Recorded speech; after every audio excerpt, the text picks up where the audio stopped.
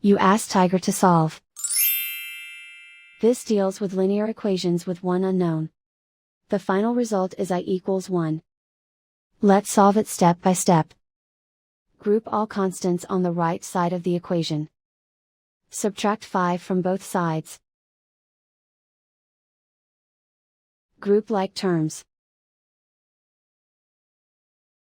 Simplify the arithmetic.